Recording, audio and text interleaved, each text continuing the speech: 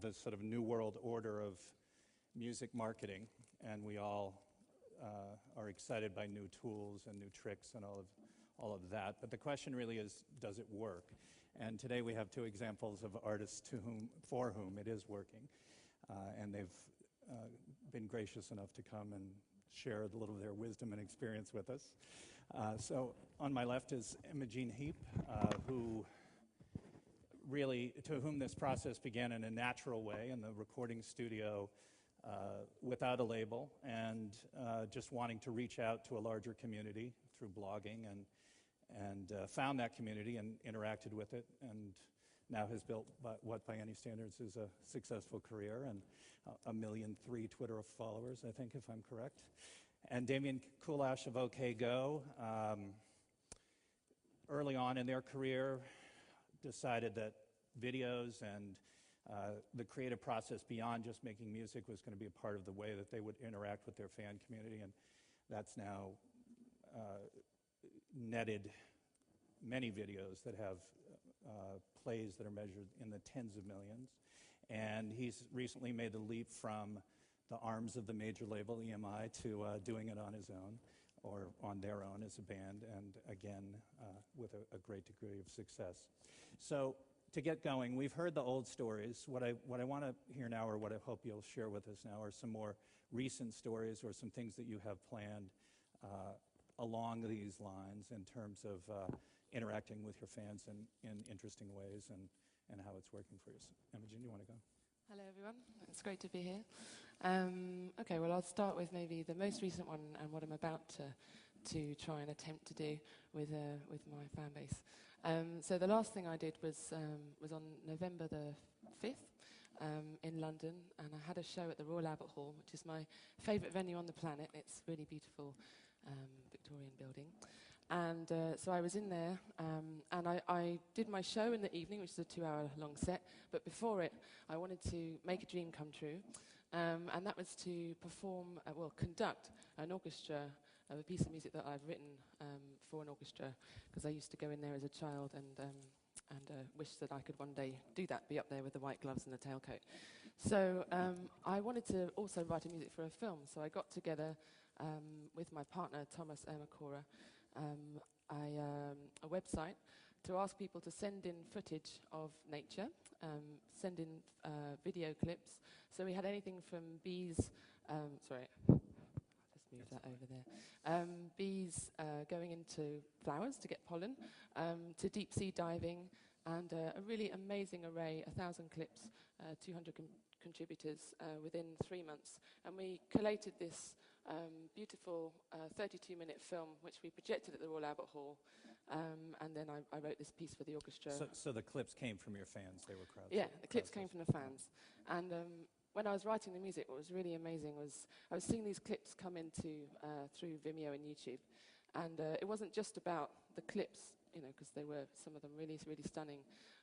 It was also about the stories of the people that had made the clips, and what they must have, you know, felt, the urge to kind of go out and film nature. And I love this idea that it's not kind of environmentalism, beating people around the head, telling them what not to do, but it's kind of celebrating nature in a really kind of natural way. So that was my last thing, and that was great fun, and we reached 482,000 people on the web, which is quite fun, quite scary as well. So the next thing I'm really excited to do is going to be on the 14th of March. In my life, there's lots of touring, lots of kind of trying to develop new ways of having fun on stage with tech and online, and you know, and also having a life on top of that with my nice man. So in between all that, I never seem to find time to write music. So I've forced myself to have a 2-week gap every 3 months, where I'm now going to write a piece of music within that gap online with the help of my fans, hopefully. I haven't actually asked them yet, but today's the beginning of that. So on the Monday, we're going to get clips in from the internet, from them, you know, anything from a cat purring to a city scene of traffic, maybe in London, to a dulcimer, to a piano. Sending in these clips, and then I'm going to make a piece of music out of that. The next day, they're going to send in words, and we're going to talk about the words online using vocal.com. And I'm going to try and encapsulate a moment in time, a day in time, from the fans, my fans around the world. Next day, videos, and next day, stills and pictures to get together the artwork and the music video. Friday and Saturday, get them to, I'm going to put up the middle 8 section, which I'll have recorded in the studio. They're going to then perform a solo over the top, and then the winning, my favourite one, gets on the record. Next week we film the video, and then on Monday we finally release the song. My friend Tim Exile is going to do a live remix as he hears it for the first time, and we're going to have a big party at my house, maybe. And you're going to do that repeatedly over every 2 months as well? Yeah, we're going to do it every 3 months. My plan is to do 4 songs in a year, because I'm just not getting the music done. There's just so much to do. And also, I love to work in those creative boundaries. Those limitations, really, I flourish in them. And also time limit too is really, I seem to thrive in that. So I'm going to put myself to the test, and I'm sure it's going to be fun. Thank you. And Damian, you told me yesterday some interesting things that you're doing, if you'd share. Yeah, well, hello everyone. Like Imogen, the hardest thing to do for us is find time to write. So this coming year we have blocked out a whole bunch of times for actually just writing music, which is the first and most exciting thing for us. Sorry, did you hear that? It sounds like my voice just came on.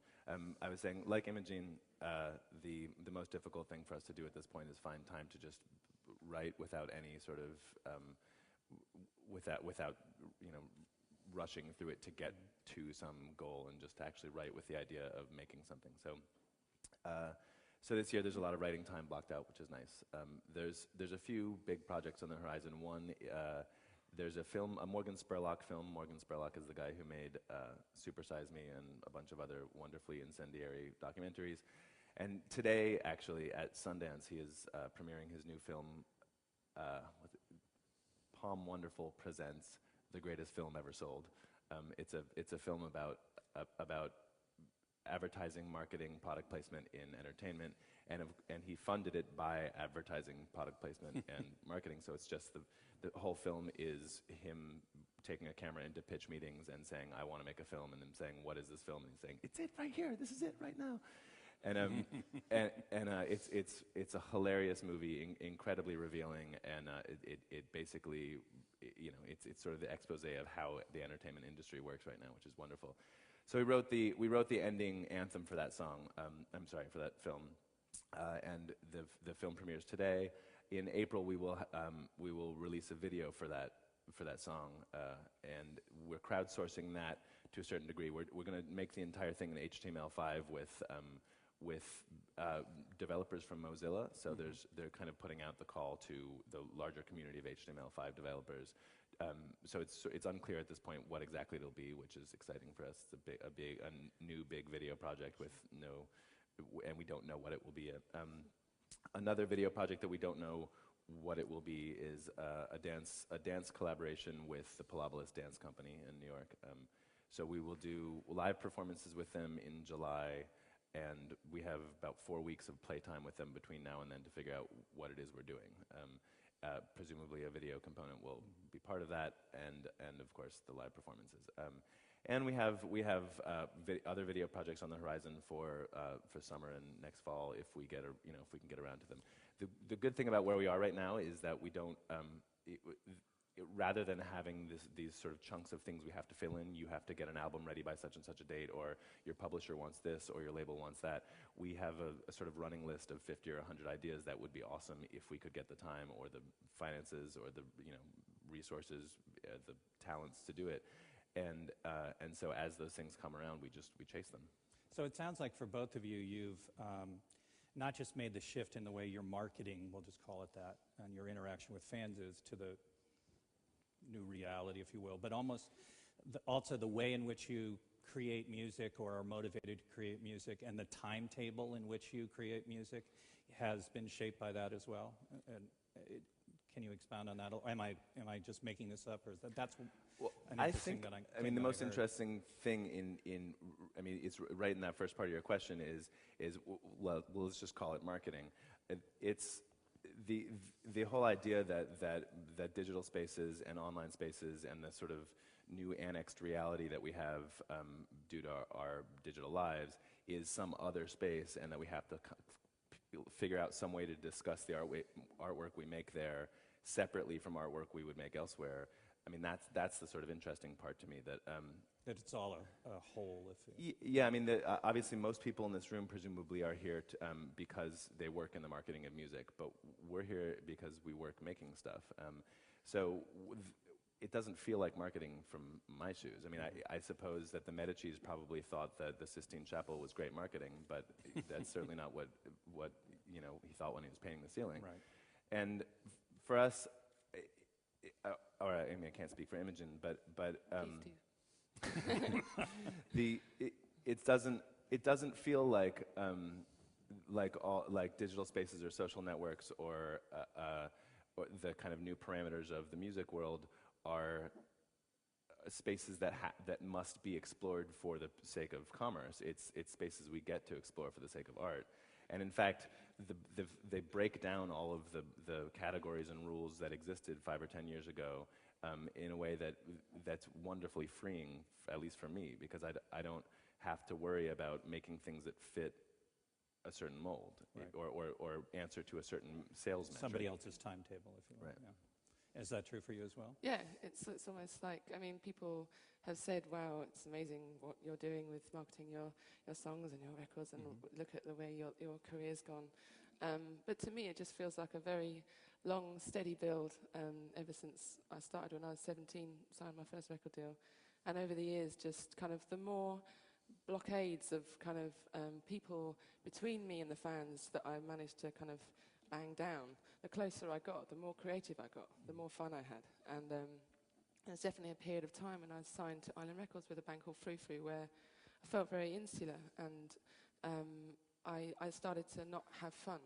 And when I left Ireland and set up my own label with my manager, Megaphonic, and ever since then, it's just felt like pushing on open doors creatively, and met so many great people. And I guess I realized also that I don't have to go through the label, because I've been kind of conditioned from 17 to 24 that that's the way that I had to do things.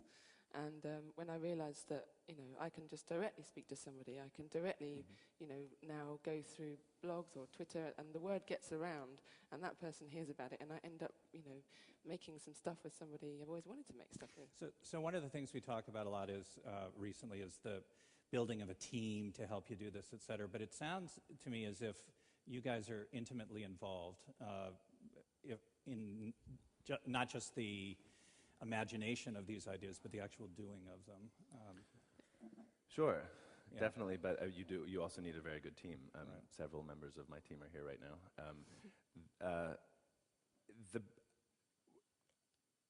Boy, where to go with this? The obvious issue with the sort of death of the record labels is artists are making money somewhere, and it's not necessarily off the master recordings, or at least not off of physical sales or downloads of the master recordings. So shouldn't they be compensated for all of the other things that artists are making money off of? And that makes tons of sense. And the only reason you wouldn't want to do it from an artist's point of view is you don't get to pick that team. So if you, when we were on a major label, we had really great relationships with the sort of, bottom-level workaday people who were actually doing most of the work, and actually pretty decent relationships with their bosses, but none of us picked each other. It's a big corporation, and now I have a team of sort of 5 people I work very closely with, and another 10 or 15 that they. And you got to pick them, basically. And and they answer to our goals, not to, not to a set of goals provided by somebody else. A corporate goal. Yeah. And for you? I was actually going to say that my team also does include my fans. I really hate doing biographies; they're so boring, and it's really hard to you want to tell people how all the great things that's been happening, but you don't want to kind of blow your own trumpet too much. And I couldn't find somebody to do it, a journalist to do it. So I reached out to the fans and just said, could you? We basically did a Twitter biography. So I asked the fans to write little pieces about me in 140 characters or less, and we compiled it together and created a biography that was by the fans. And it was amazing how well they knew me, which is maybe a sign of how much I tweet. But it was a really fun kind of creative biography, and I think it kind of said a lot about what we do together, me and the fans, without kind of having to spell it out. Beyond the obvious, the Facebook, the Twitter, the making videos, is there any particular technology that you're either using or have read about or thinking about using that is just sort of interesting to you or has potential or maybe even have shown results, Ustream or whatever it might be? Well, for me, I'm really passionate about this great program called Vocal. Using and it's spelled differently. Help me. Vocal spelled Vokle. Okay. And when I met them, they sent me an email because they'd heard how I like using lots of different, different kinds of ways to reach my fans. And so they sent me an email saying, we've got this new software, we think you're going to love it. So I met them in LA. They hadn't yet done a broadcast. I didn't know that. I thought they had. So they were in a cafe, and we plugged in online to the wireless network. And I started, it's basically like a YouTube, but a live TV broadcasting. It has broadcasting capability, so you can kind of go, you can choose an editor, you can choose a producer, you can choose somebody who's going to kind of screen people before they come online, and you can pick people, and you can have up to 100 people on one screen, all in little boxes. So it's really, really great fun. So I did that, and just in the first time of using it, 300 fans came up, and we were already chatting and having conversations, and I just instantly just was like, this is what I want to do. So almost the next day or next few days, I started auditioning cellists for my shows that way. So that I was doing a tour around the States, and I asked anyone who fancied playing this song with me. My percussionist scored out the cello part, and so they got the PDF, they learnt it, and there was people. So I was in my hotel room, and they were often in their school or in their garden or somewhere creative or in their bedroom, and they would have their cellos, and they would kind of be playing this piece while playing it down the TV on the internet. And all my fans were like, she's great, we love her, get her, definitely. And it was really, really fun to see the reactions. And I found some amazing cellists, and people kept in touch with. And later did some a cappella auditions too. And I did some jamming with some fans while they were in their homes and I was in my hotel room playing the piano, they were playing the piano. It was good fun. Nice. That must have been horrifying. Oh, I can't imagine having to try out for you via Skype, essentially. Oh, and very nice. I had a pet lion. It was all fine. Yeah. I don't have such an interesting answer. I'm not. There are no individual things where I'm like, well, that's the future of excitement. Oh, just more something you found interesting or that's worked. There's, I guess it seems like new technologies are tumbling past us so quickly now that it's that the difficulty not the difficulty, but the trick for me in finding a good creative idea is to figure out creative boundaries that are simple and concise and that I can push up against and discover new things within. We're in fact, in dealing with this HTML5 project we're doing right now, one of the problems is that everything is possible. That there's no that coming up with what makes it a concise idea that actually makes it good art or that makes it interesting, to engage with, is the difficult part. So is there I hear a certain tension between the song comes first or the concept comes first. Which comes first, or is it different every time? For me, the idea comes first, and I tend to that tends to start with a song. I mean, the most private thing I do is songwriting. I work with the other members of my band eventually, but most of it is me sitting with a guitar or a piano, and it's like a really solitary act. And then the project sort of grows and involves more people in whatever direction that is. But I know this is sort of naive, but I really don't.